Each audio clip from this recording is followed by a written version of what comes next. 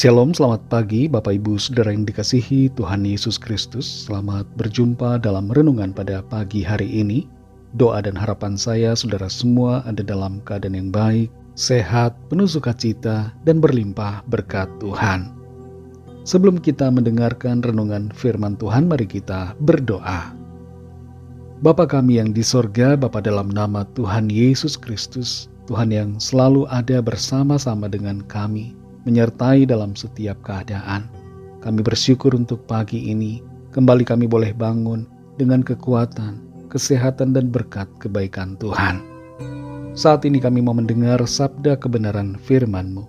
Urapilah kami ya Tuhan, supaya kami mengerti dan sungguh-sungguh taat melakukan setiap kehendak-Mu. Dalam nama Tuhan Yesus kami berdoa. Haleluya. Amin. Saudara yang dikasihi Tuhan, ayat renungan kita pada saat ini terdapat dalam surat Yakobus pasal 3 ayat yang ke-12. Tertulis demikian. Saudara-saudaraku, adakah pohon ara dapat menghasilkan buah zaitun? Dan adakah pokok anggur dapat menghasilkan buah ara? Demikian juga mata air asin tidak dapat mengeluarkan air tawar. Saudara yang dikasihi Tuhan, di daerah Teluk Boka Kotorska di wilayah Montenegro terdapat mata air tawar yang terletak di dalam laut. Hal ini bisa terjadi karena ada sejumlah air tawar yang terjebak di bawah batuan karbonat, dan saat tekanan air tawar itu sudah begitu tinggi, maka mengalirlah air tawar itu seperti gelembung-gelembung di air laut yang asin, yang menciptakan kesan bahwa air laut itu sedang mendidih, padahal sebenarnya tidak. Keunikan dari hal ini adalah bahwa di tengah situasi air laut yang asin, ada mata air tawar yang segar dan dapat diminum. Bagaikan air tawar di tengah-tengah lautan yang asin, begitulah hendaknya kita yang ada di dunia ini. Kita harus jadi berbeda. Kita harus memancarkan kebenaran dan menjadi terang di dunia yang gelap ini. Dalam Yakobus 3 ayat 12 ini dikatakan, saudara-saudaraku, adakah pohon ara dapat menghasilkan buah zaitun? Dan adakah pokok anggur dapat menghasilkan buah ara?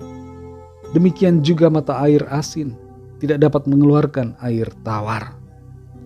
Ayat ini mengungkapkan sebuah perumpamaan sederhana tapi syarat dengan makna. Bayangkan pohon ara yang menghasilkan buah zaitun. Bayangkan juga pokok anggur yang menghasilkan buah ara.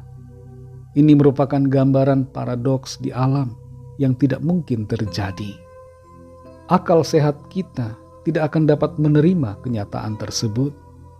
Bagaimana bisa pohon ara berbuahkan zaitun? Atau bagaimana pohon mangga berbuahkan stroberi? Tidak mungkin. Dan sebuah analogi lain juga disebutkan. Bagaimana mungkin mata air asin bisa mengeluarkan air tawar?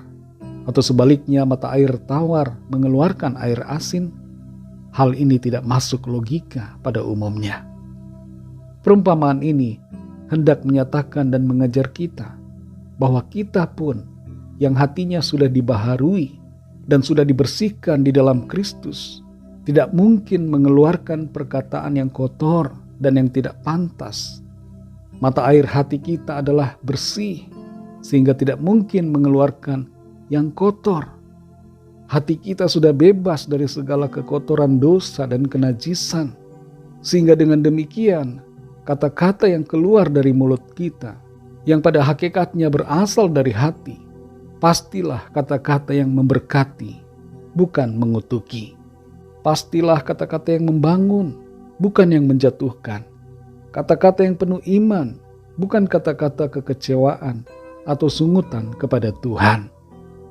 Hati yang terisi dengan kebencian, amarah atau kepahitan tidak akan mampu menghasilkan kata-kata yang penuh kasih, damai dan membangun.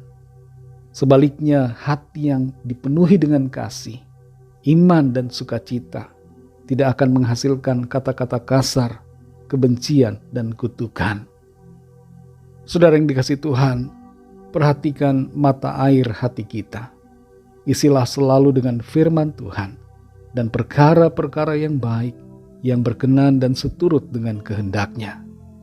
Kita dapat menjadi saluran berkat bagi orang lain, menciptakan aliran air segar yang memberikan kehidupan, semangat dan kekuatan di sekitar kita melalui perkataan kita yang kita ucapkan kepada orang-orang di sekitar kita.